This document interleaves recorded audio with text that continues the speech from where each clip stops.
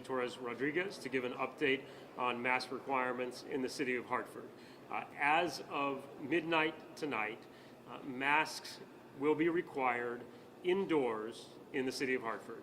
As you know, we've had a mask requirement inside City Hall and other city facilities for a couple of weeks now, and we are now, like other cities in Connecticut and a number of cities around the country, are now extending that mandate to indoor spaces throughout our city.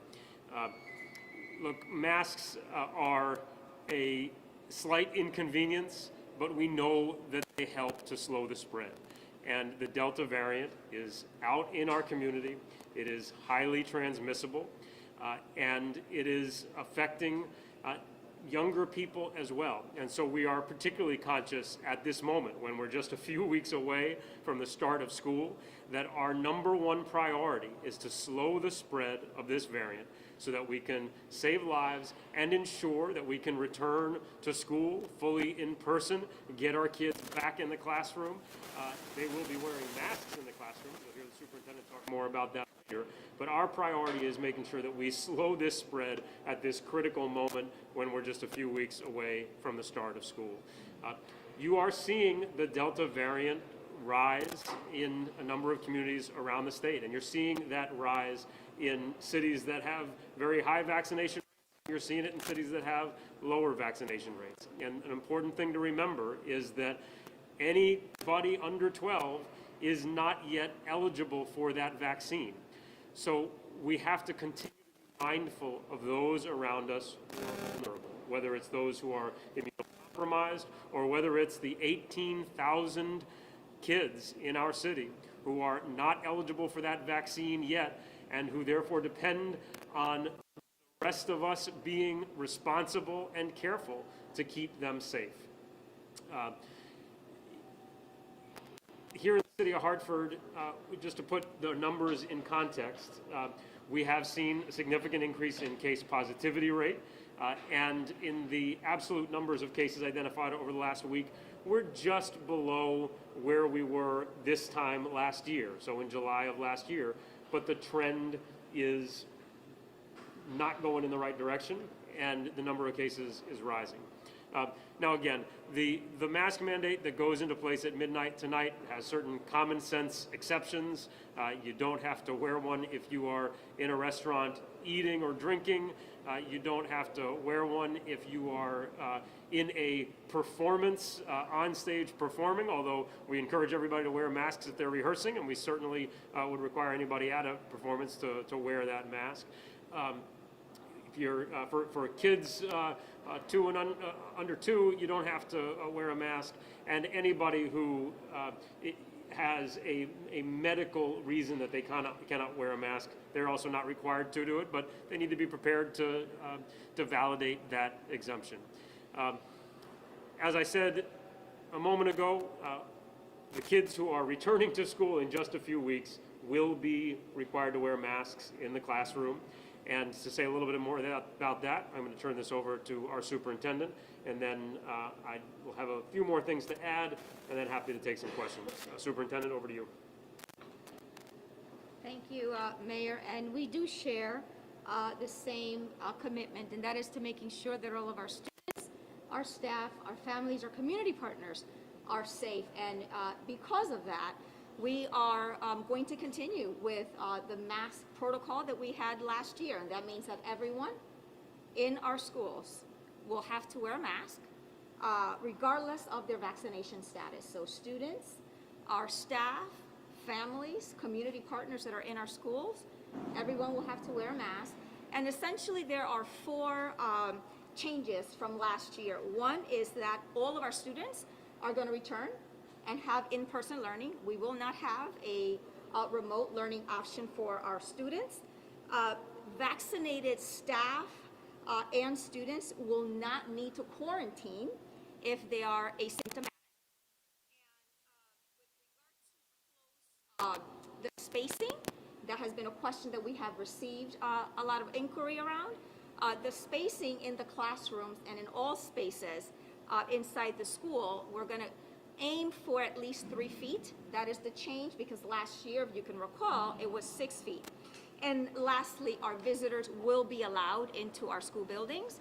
They will have to follow our protocol in terms of a health screening, answering all of the questions, and then of course following all of the other safety mitigations. So those are 4 changes. All of the other layering of mitigations remain the same.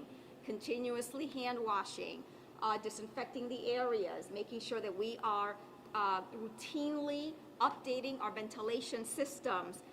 We do have rapid testing available if there's a student that shows any symptoms in our school nursing offices. And so as the mayor explained, it is extremely important for all of us to ensure that our students 12 and over have access to vaccines. We continue offering clinics. We'll do that again several times next week.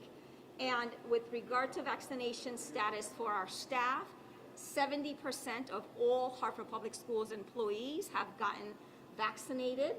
And with regard to our teachers, 80% have gotten vaccinated. And we continue to work to, one, have access available in terms of the vaccines and require staff to let us know vaccination status. Again, we continue to be diligent in making sure that the vaccine is available. As Mayor Bronin said, our students exist within an ecosystem, right? They're in our schools, they're in after-school programs, they are in community-based programs, they're at home with their families and friends. And so this is really a community-wide collective effort, making sure that our students have access every single day to school, because as we know, the interruptions were far too many last year, and we want our students back in school every day, safe. Thank you. Thanks so much, Superintendent. Just a few more thoughts. Look, we're all used to wearing masks at this point. We spent the better part of a year with a statewide mask mandate. It's pretty easy to do. And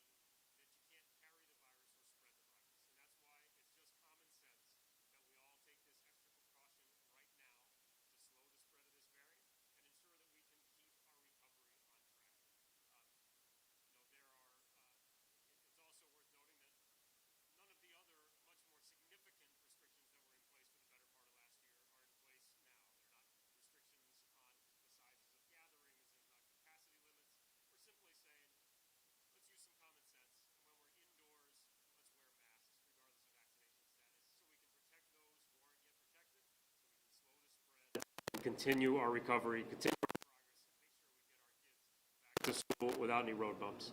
Happy to take any questions. Mayor, you've been considering this for a better part of a week now. Is there something that happened where you decided to come to this decision?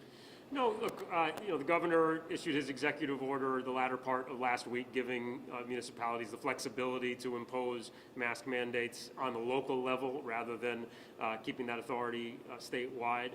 We had a number of conversations with towns around us, and we felt, looking at the numbers, that it was important for us to take this step.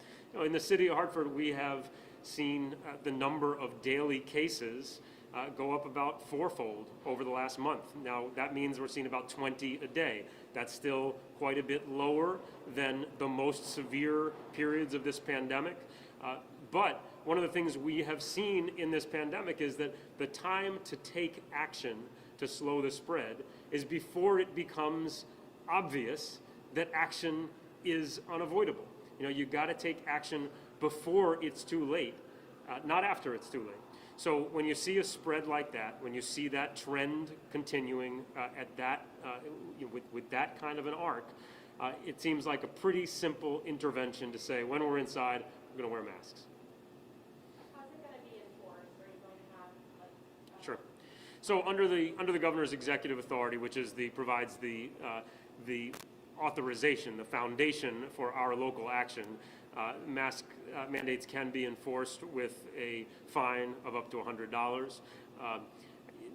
That was the case throughout the nearly year-long mask mandate that was in place statewide. There are a number of departments within the city that could be responsible for enforcement. But look, we're not going out there trying to take aggressive enforcement action. We're not out there looking for people to fine. We will, to a large extent, be guided by complaints. You know, if there are retail stores or other establishments that are routinely disregarding a mask mandate and folks are complaining about that, we're going to take it seriously. But we expect our community to come together, just as we have so many times throughout this past 18 months, and stand up united and say, let's do what we have to do to keep one another safe.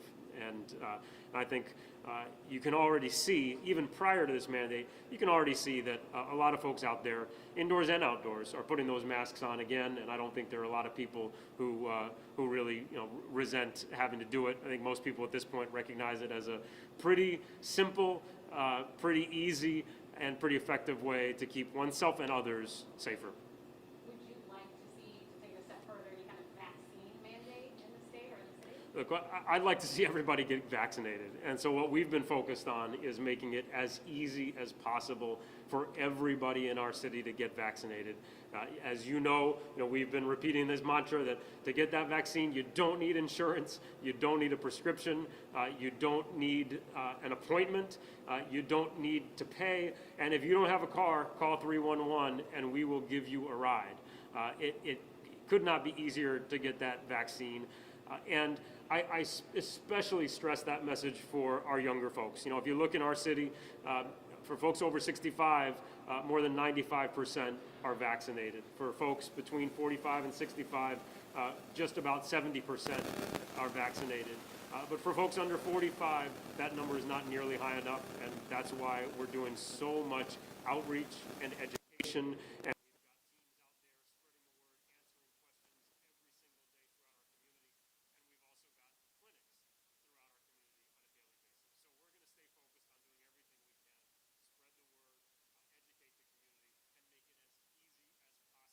get that vaccine. But let me just speak to anybody who's not vaccinated. If you're not vaccinated, go get vaccinated. There is no reason to wait. There is nothing to fear from the vaccine. There's a lot to fear from this Delta variant. And it's not all about you. It's also about keeping others around you safe, especially those who are still vulnerable, whether it's kids who can't yet be vaccinated, whether it's those who have compromised immune systems. Just think about others and get it done.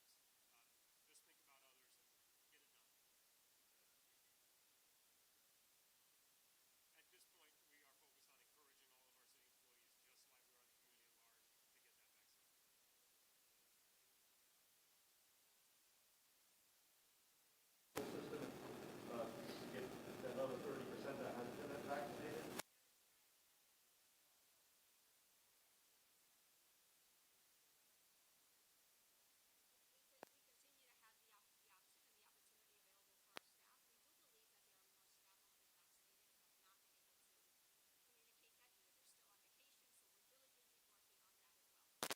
Students be suspended if they don't wear masks? You know what? We didn't have any issue last year. All last year, we had in-person learning at one point or another throughout the year. And so that was not an issue. What I will tell you is that we don't take a punitive stance. That is not the first step that we take. We actually take a seeking to understand when students, right, have an issue with a mask. We really want to understand.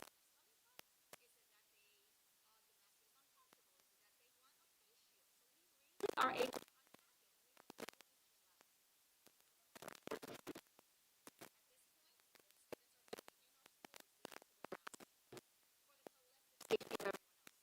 In addition to all the students who are too young to be vaccinated, I understand the rate of vaccination among the 12 and 15-year-olds is kind of on the low end.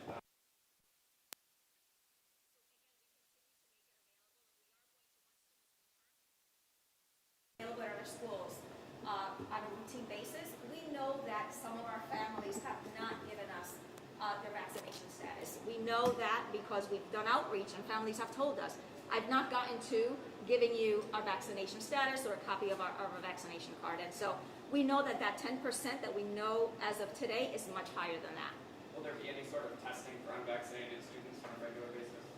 Testing testing for COVID? At this point, no. We are, as part of our health and safety team, looking at all of the potential opportunities, but that decision has not been made to do, mass cohort testing.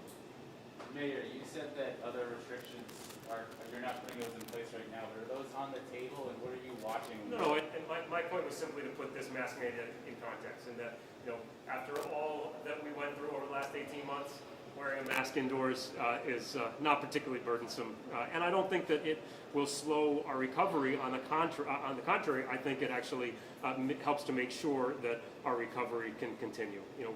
We've been through a lot over the last 18 months. We, as a community, as a country, endured an awful lot over these last 18 months. But wearing a mask indoors is not all that burdensome in the context of what we've been through. And if it helps to slow down that spread, then that's a good thing. Mayor, you've been encouraging people to get vaccinated for like months now and doing all these sorts of outreach efforts, and the numbers kind of still are what they are. So, what has to change, or what more can be done that you haven't done already? Look, I hope, first of all, that people recognize that this Delta variant needs to be taken seriously. I think that for some younger folks in particular, there was a complacency, a sense that COVID only affected those who are older. And there's more and more clear evidence that the Delta variant poses a greater threat to those who are younger. So I hope that that greater threat incentivizes or convinces anybody who is younger and hadn't made that decision to get vaccinated to go get that vaccine. All right. Any final questions? Are you allowed to give medical advice? This is just for context. These questions are coming from protesters who are carrying signs that say mask wearing is tyranny and child abuse. For those who can't see, I don't claim to give medical advice, but I do claim to listen to scientists who are studying this virus and are being guided by the data, and our decisions will be guided as best we can by that science, by that data, and by the desire to keep our community safe. Thank you so much, everybody. The Take isolated care. COVID virus?